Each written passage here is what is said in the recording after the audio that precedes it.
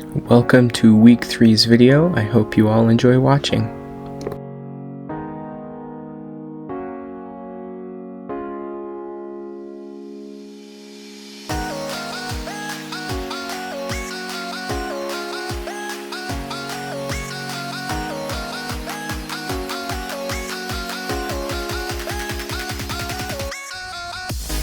This has to be one of the most unique ways I've ever seen ice cream made. They use liquid nitrogen to freeze the cream and ingredients, and then give you a very delicious frozen ice cream afterward.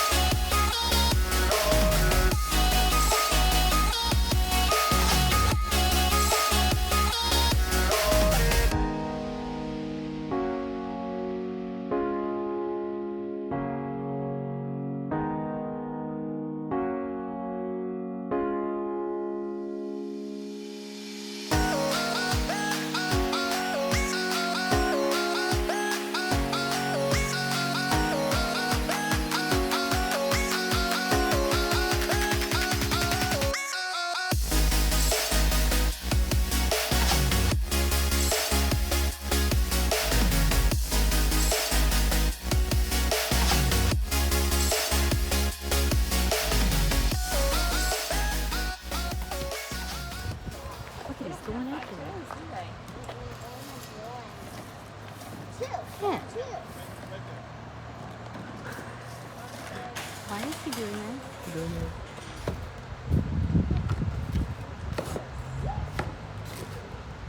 Is there a reason he's doing that? Good jump. Oh. Okay. They just no pecking at anything, no pecking at the fence. If you like me to, I can always come back and finish cleaning later. Oh, you could. It's like good to keep them interested, and you get to, if you want to hear a little bit. Yeah, this is what you're saying, yep.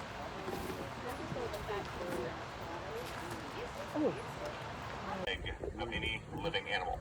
It's not the largest egg-laying animal, that would be the saltwater crocodile, but their eggs are only about that big.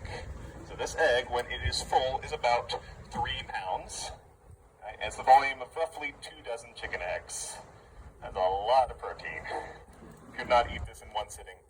It's also very, very solid, which is good. It has to support the weight of a 350-pound adult, male or female. They both take care of the egg, but they will sit on top of the eggs to incubate them.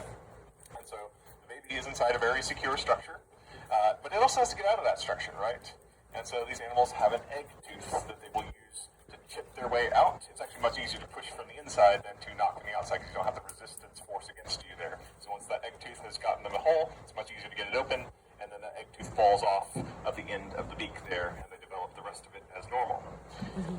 Now these are the largest birds in our zoo, but we actually have the second largest birds as well.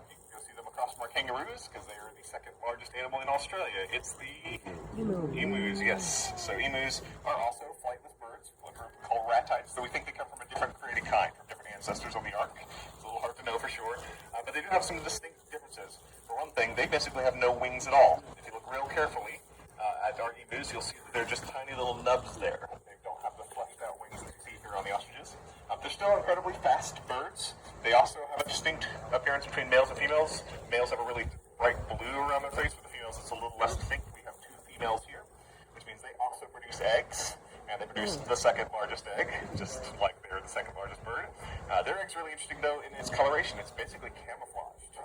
So under the right conditions, it would look basically like a little volcanic stone, very hard for predators to find.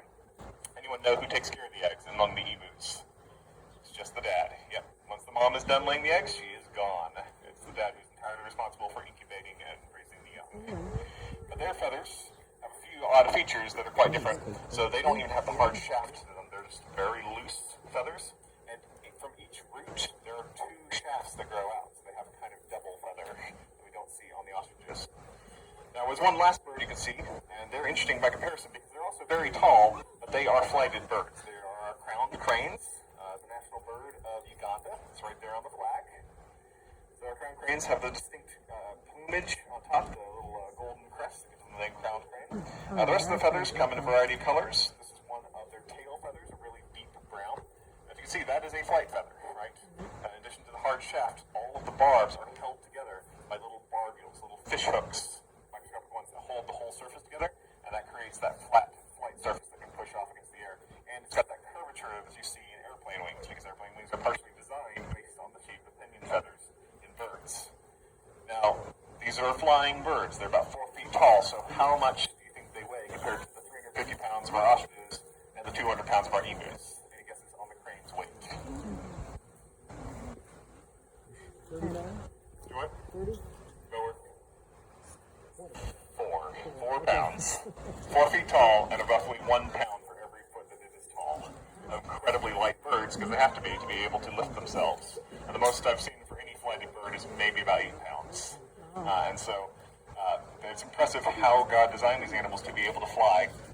They have hollow bones. They're not just empty of bone material. They have no marrow in them. They're full of air. And then there's special air sacs that help limit the amount of tissue in their body.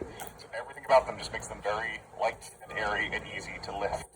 So it's exceptional structures that God designed in these animals, but he clearly designed some of the birds not to be able to fly at all.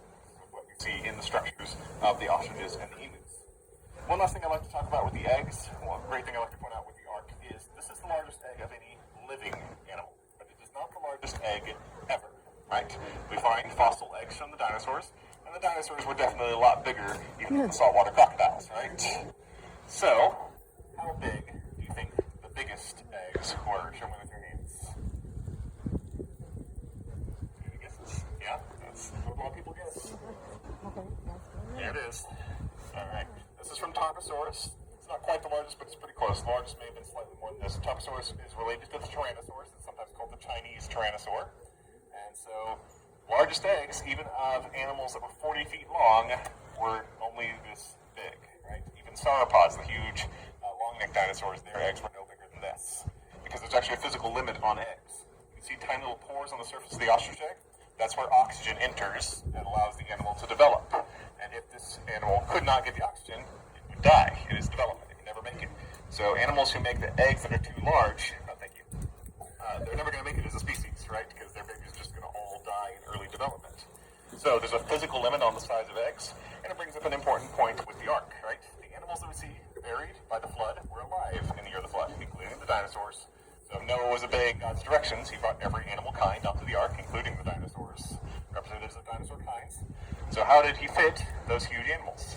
Well, none of them started out any bigger than this. So we don't think he necessarily bought eggs, but young dinosaurs are going to fit just as easily as any other animal onto the ark. So if you'd like to touch anything here on the table, or if you have any other questions about our ostriches, feel free to come on up. We just need to keep stuff over the table, especially kind of these fragile eggs here. But again, I'll be glad to answer anything else you want to know about our birds.